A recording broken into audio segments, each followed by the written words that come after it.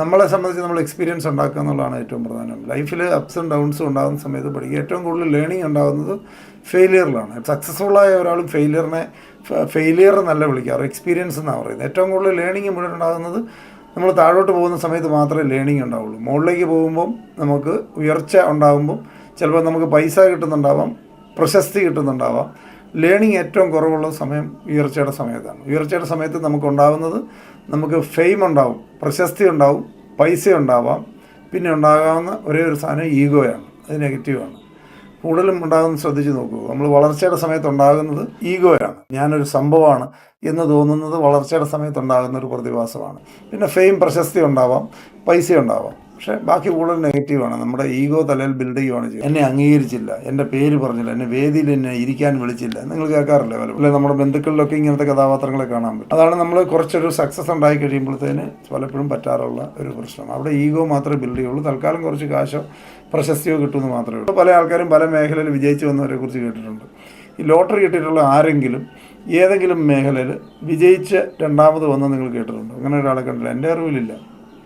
അതായത് അതിൻ്റെ അർത്ഥം ഒന്നിച്ച് കുറേ ലംസം കുറേ പൈസ കിട്ടിയെന്ന് പറഞ്ഞുകൊണ്ടും അവർ പിന്നെ വളരാനുള്ള ഒരു സ്കില്ലോ സാധനങ്ങളോ ഡെവലപ്പ് ചെയ്തിട്ടില്ല എങ്കിൽ അവർക്ക് ഒരിക്കലും അത്രയും പൈസ കൈ വന്നതിന് ശേഷവും അവർ എങ്ങും ഒരു ലൈം ലൈറ്റിൽ വരാതെ പോകുന്നതാണ് നമ്മൾ കാണുന്നത്. അപ്പോൾ അതിൻ്റെ അർത്ഥം എന്താണ്? ഒരു ലോട്ടറി പോലെ കിട്ടുന്നതല്ല ഒരു സക്സസ് എന്ന് പറയുന്നത്. സക്സസ് എന്ന് പറയുന്നതിനെ ലോട്ടറി ആയിട്ടല്ല, അത് അതിൻ്റെ പ്രോസസ്സാണ്.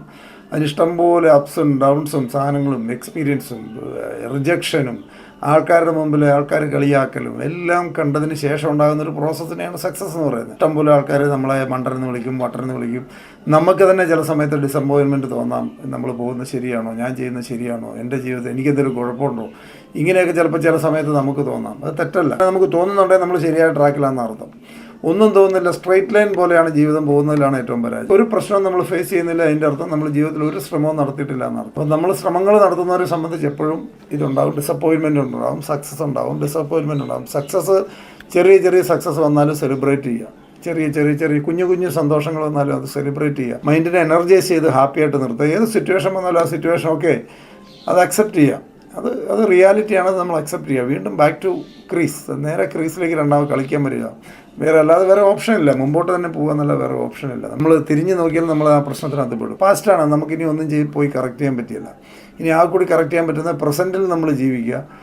ഭാവി ശുഭാപ്തി വിശ്വാസത്തോടെ ജീവിക്കുക. ഭാവിയിൽ നല്ലത് വരും എന്ന് വിശ്വസിച്ച് ജീവിക്കുക.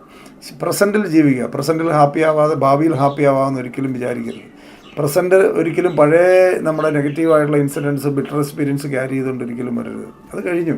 അതിനകത്ത് നല്ലതെന്തെങ്കിലും ഉണ്ടെങ്കിൽ എടുക്കുക, വീണ്ടും മുമ്പോട്ട് നോക്കി പോവുക, പുറകോട്ട് നോക്കി പോരുത്. നിങ്ങൾ ശ്രദ്ധിച്ചറിയാം, എപ്പോഴും ഏറ്റവും കൂടുതൽ പോസിറ്റീവ് തിങ്കിങ് കൊണ്ടെല്ലാം പോസിറ്റീവ് ആക്കാമെന്ന് ചില ആൾക്കാരും ചോദിക്കും. പോസിറ്റീവ് ആക്കാമെന്ന് ഉറപ്പുണ്ടെങ്കിൽ മാത്രമേ ഞാൻ പോസിറ്റീവായിട്ട് ചിന്തിക്കുകയുള്ളൂ, അല്ലെങ്കിൽ ഞാൻ നെഗറ്റീവ് തന്നെ പറഞ്ഞുകൊണ്ട് നടക്കണം എന്നാഗ്രഹിക്കുന്ന ഒരു വിഭാഗം ആൾക്കാരുണ്ട്. പോസിറ്റീവായിട്ട് ചിന്തിച്ചാൽ എല്ലാം പോസിറ്റീവായിട്ട് സംഭവിച്ചോളണമെന്നില്ല. ഒരു 50-50 ചാൻസേ ചിലപ്പോൾ കാണുള്ളൂ. നെഗറ്റീവായിട്ട് ചിന്തിക്കുകയാണെങ്കിൽ 100% ഉറപ്പാണ് നെഗറ്റീവായിട്ട് തന്നെ സംഭവിക്കും.